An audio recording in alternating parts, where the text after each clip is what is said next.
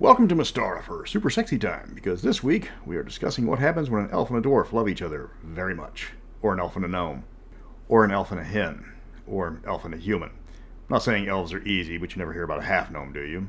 But Mystara stands alone from other settings in its treatment of half-races because technically, we don't have any. Well, depending on which version of the setting you're talking about. Actually, it's complicated.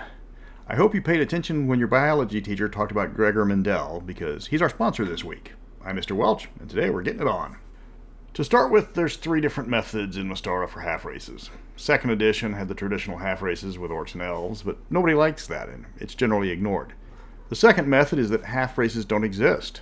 But if that's the case, I wouldn't have anything to discuss this week. So we have the third method, introduced in the Elves of Alfheim, where the children of mixed-race pairings take on the physical appearance of the same-sex parent. But there's a catch, where if both parents are the same race, but share a lineage from another race, there's a chance that their child will come out with the shared line. For parents 1 generation removed from a shared lineage, the odds are 1 in 4, and less likely the further away they are from their mixed-race ancestors. The example given in the Alfheim Gazetteer is one Ingoldoc Dusap, the owner of Quick Needle's Rest in Alfheim's town. Both of his parents were human, but he was born a full elf due to his parents' mixed ancestry. He has all the abilities of an elf, including the natural spellcasting ones. He does resemble a human in passing and has disguised himself as a human before. He has the slim features of an elf, but he's taller than an average one. The elves consider him too pushy for their tastes, but at the same time, humans find him instead too laid back. Dusap became the template for future mixed-race characters in Mystara. Half-race characters will have all of their normal racial abilities, but their physical appearance will have clues to their parents' race. Elves with human parents will be taller than average. A dwarf with gnomish parents will be considered puny by other dwarves, but will still be seen as burly by gnomes. Mixed-race characters from similar-sized races can often pass as either race with little effort, such as a hat or baggy clothing. Their personality will usually be a strange mix of the different races, often falling somewhere in the middle. A human-dwarf combination will be considered implacable by human standards, but a pushover by dwarves. Humans and demi-humans can interbreed, though breeding between taller and shorter races can be difficult. There are instances of hen and human children, but magic is almost always involved due to the size differences. The children will be viable because the children will be slightly larger than hen children rather than more human-sized. But hen children of mixed ancestry are rare anyways because of the size differences as well as the cultural disparities. Still, if your character has unusually hairy feet for an elf, you might have a hen ancestor. These genetic throwbacks, for lack of a better term, are uncommon at best. Even in the most advantageous circumstances, where both parents are just 1 generation removed from the shared racial heritage, the odds of having a child of a different race is only 25%. That's not even considering that demi-humans tend to avoid most human lands, preferring to live in their own nations. Life can be difficult for children in typically homogeneous nations, because they will often be the only ones of their race. This includes even among their own family.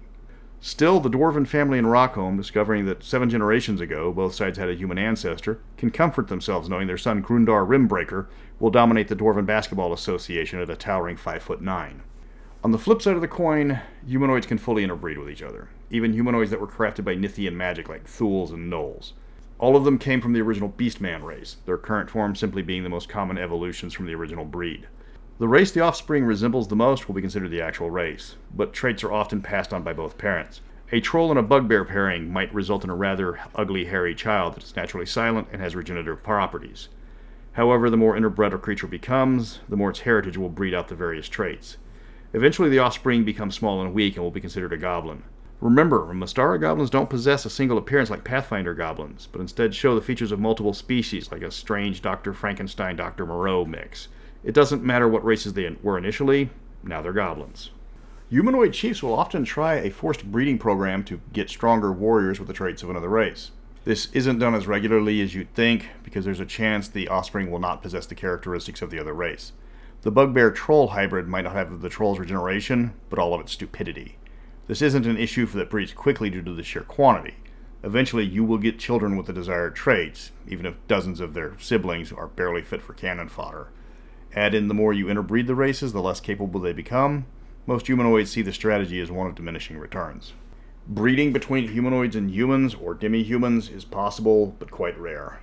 The 2 groups aren't that compatible. They come from different origins, have different biologies, and aren't exactly friendly with each other on average. The hatred between the humanoids and demi-humans is ancient and ingrained. It's hard to find snuggle time with someone who considers you food. Orcs use the hens for snacks during their occupation of the shires. That's not something you easily forget when deciding which way to swipe on Tinder. Even in the rare cases of the two races living side by side in peace, like the orcs in Alfheim Town or the nation of Gracalia with the elves and the gnolls, the two species tolerate each other and work together, but they aren't shopping for rings. The standard way to get mixed-race children between humans and humanoids is through forced intercourse. It's always been orcs and humans that have bred this way. There's no instance that I could find where a demi-human and a humanoid successfully reproduced. Even other humanoid races don't have an example of a successful pairing, so the possibility is purely theoretical. The number of half-orcs in Mystara are so rare, they might as well be unique. There's a good chance the number in the known world is in single digits. Remember, an entropic immortal created humanoids to serve as her army by reincarnating the evilest souls she could find. They might have free will, but they consider conquest and subjugation admirable traits because that's what Idris rewarded them for. There are actual hybrid races, though none came through normal interbreeding. Gnolls and Thuls were created by Nithian magic by splicing races together with unknown sorcery. The lore says that Gnolls were created using gnomes and trolls to create hyena men. I interpret that as the Nithians forced gnomish magic users to design and build magitech devices that use troll blood to enable the transformation. It's less explaining to new players who don't see the resemblance to hyenas. Thuls were spliced together using hobgoblins, trolls, and gnolls, which is impressive as undead creatures don't breed. Because of the 3 different creatures used to craft the Thuls, they come in a variety of styles based on what creature's attributes they favor the most. But most hybrid creatures require divine magic. The Ralda were created when the Red Cursed fused elf and human heritage into a new race. The Unjatwa were elves and ogres merged into a new race by an artifact. But what about children from different ethnicities? The known world has at least 20 ethnicities, from Alatians to Troladarans. Outside the known world, you will encounter even more, like the Yav or the Tangorans. What happens when one of these couples decides to have kids? Depends on where they are. Like other races, encountering other ethnicities isn't every day unless you live in a major city or a border town with a nation with a different ethnic population. A Darrican farmer in the middle of the country might never see another ethnicity in his life because few are willing to travel to his small village without good reason. Mixed-race children aren't as uncommon as you would think in the border towns. They aren't even close to a large percentage of the population, but the villagers won't look twice if they see one. This is especially common with Phaeacians due to their shared history with many nations, because of conquest. The interbreeding of native Troladarans and Phaeacians and Karamikos has resulted in a growing population of children with both ancestries. The reaction to this new group of people has been mixed, with older and more traditional Troladarans seeing the Karamikans as just another group trying to dilute the Troladaran culture. Everyone else sees them as neighbors and pays them no heed. The Phaeacians probably have the largest population of humans of mixed ancestry. Considering their nation was founded by 3 different peoples back in the beginning, it's not a big deal for them. Some of the Hadians are the only ethnicity that prides itself on purity, but they're treated as fanatics by the rest of the empire. Considering the Phaeacians love the exotic, someone with a very different skin tone is considered highly desirable as a mate. An Ethengarian woman visiting Thyattis City will find herself swarmed by suitors. Comparably, a dark-skinned visitor from the nation of Yavdalim will find himself invited to multiple parties and swarmed by female guests. Note that this only applies to ethnicities not common in Thyattis. Ochilians are found in more significant numbers than the Ethengarians they resemble, but they don't get anywhere near the same attention. The Emperor of Alphatia is another matter because of its otherworldly origin. The noble Alphatians stand out with their blue-tinted skin and jet black hair, while common Alphatians have a more copper skin tone. The blue skin disappears from people of mixed race, meaning the noble Alphatians are shrinking in number with each generation. Some older Alphatian noble families have responded with arranged marriages to keep the bloodline pure. The common Alphatians without magic are left alone to do what they want, as they're beneath the notice of their magic-using leaders. Interbreeding between demi-human races is pretty rare as well. For the hen and the dwarves, it's just not possible. There are no halfling subraces. They are just the hen. The rock-born dwarves could breed with the Kogalar dwarves if they knew of each other's existences and weren't separated by thousands of miles. Breeding with the insane Modrigswurg is impossible. We're not even sure if the Modrigswurg can breed with each other.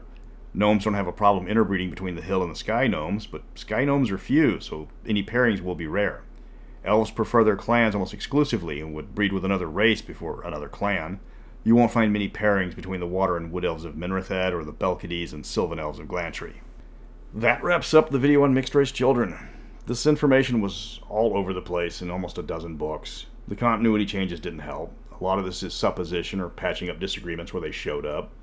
And there were a lot of disagreements that showed up, like in every other book. Next week we are headed to Yavdalim, close to the Serpent Peninsula, to look at the nation of diviners, where everything they do is predicted by fate. But until then, remember, no matter who you are somebody else's fetish.